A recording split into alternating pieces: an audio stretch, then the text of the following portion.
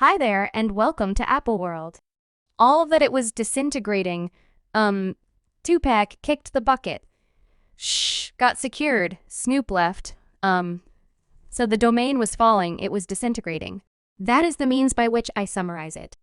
The realm disintegrated after P wound up dead and Snoop left and she got secured. That multitude of components made you all the roads were not playing when they said that 2024 would have been the year that we see an ever-increasing number of taxes getting exhibitions in light of the fact that tune in there has been so much going on that it's sort of difficult to monitor everything.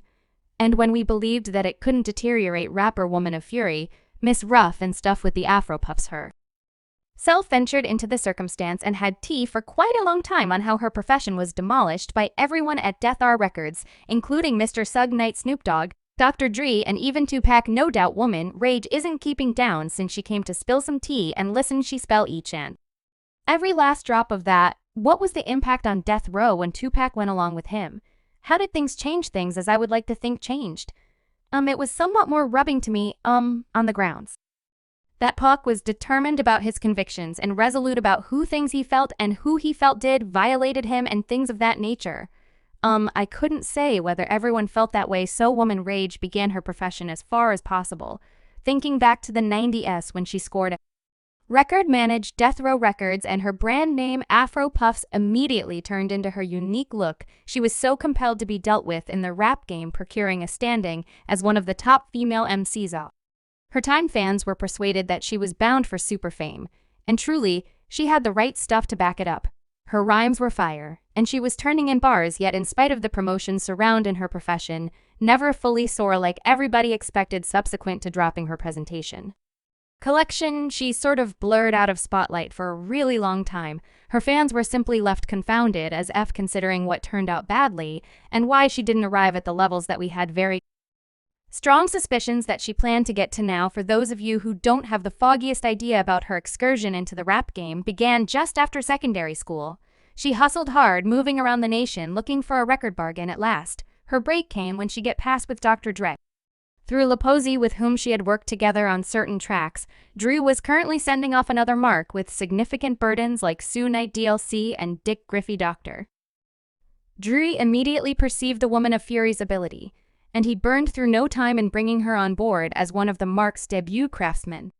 With her sights set on progress, she gathered her sacks and made a beeline for LA to pursue her rap dreams under the Death Row pennant. Now at the time, Death Row had one more craftsman in their arrangement, a rapper who went by the name Snoop Dogg. No doubt similar man we realize now as Snoop Dogg or Snoop visually impaired or anything name he's rebranded right now. However, rewind to 1992 to Dr. Dre was delivering a few melodies to be highlighted on their soundtrack for the film Profound cover. One of the tunes included Snoop Dogg. That is when people truly began going into to him, and his ability was clear from the outset. He additionally recorded one more soundtrack for the film with Rage, yet for reasons unknown, the tune didn't make the finished product for the film. Now, to be fair, Drew and Suge Knight had a few major designs for Fury, or if nothing else they did initially, the thought was to drop Dre's independent collection first, then, at that point, have Woman Rage circle back to hers.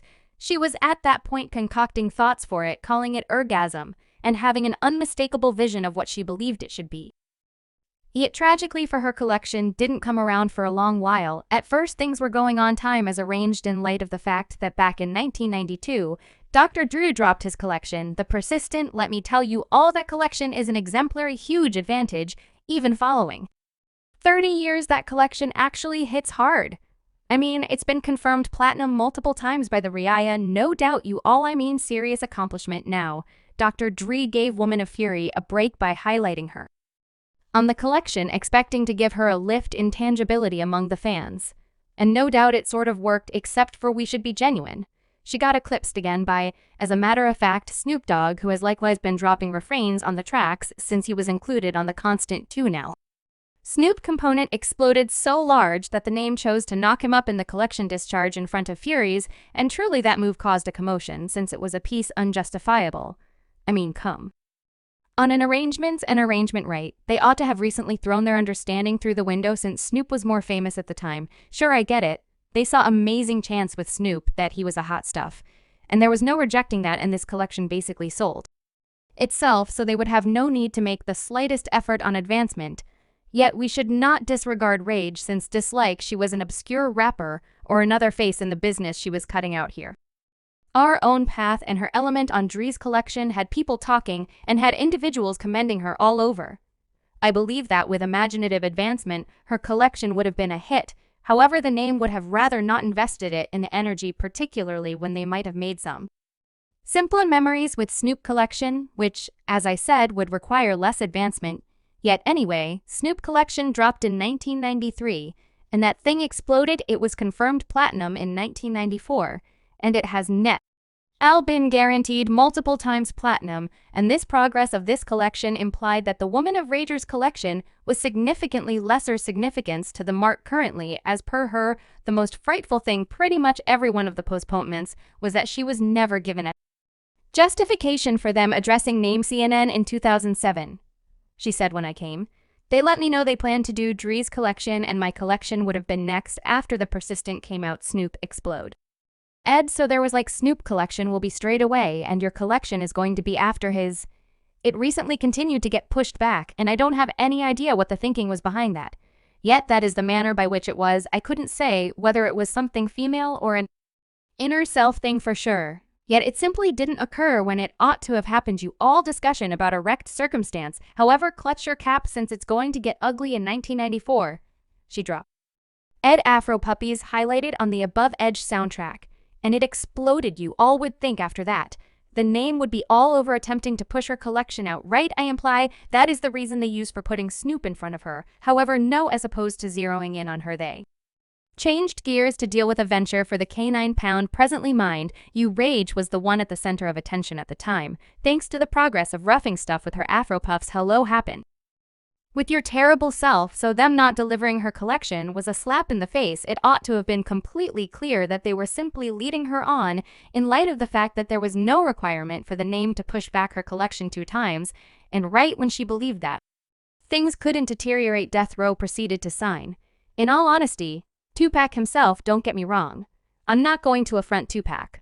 I mean, he's one of the goats of rapping hands down, yet his landing in Deathrow just made things considerably more muddled for Fury, and it was one more warning waving up high. So here's the degree. When Tupac got marked to Deathrow Records, he was in the slammer chilling on Rockers Island for a few untidy charges. However, Knight wasn't going to allow a thing to like jail wall stop him, and he dished out an incredible $1.4 million to get Pac out of prison while they hung tight for his allure. Hearing well, that is a significant cash to be dropping, particularly when there's no assurance that the allure would try and go through. As far as he might be aware, Tupac could have been returning to jail in the event that the allure fell through. Gambling $1.4 million out of 1,995 was a major wagered, and for some setting that cash is currently worth about $3 million today. I mean, don't get me wrong, Pocket previously made a few names for himself in the game by then, so marking him to the mark wasn't that huge of a gamble. Yet you got to just own it's sort of obscure that Suge was able to throw the dice that much in real money for Peace's opportunity, yet he was unable to hack up the equivalent accomplished for Fury's collection, particularly when you consider that she previously had a hit single added to her repertoire. You all, this man had Rage sitting pretty for himself and sitting tight for him to come around to greenlight her task. And meanwhile, he was over here playing millions in bail delivering collections for essentially every other person. It was like Dre was dealing with every other person's collection aside from Sieves. Well, Tupac turned into the star at the name, and grading before long created among him and Rage what was the impact waiting for or capital punishment when Tupac joined. How did things change things? As I would see it, changed music. It was somewhat more erosion to me after quite a while of crushing and pushing for her collection.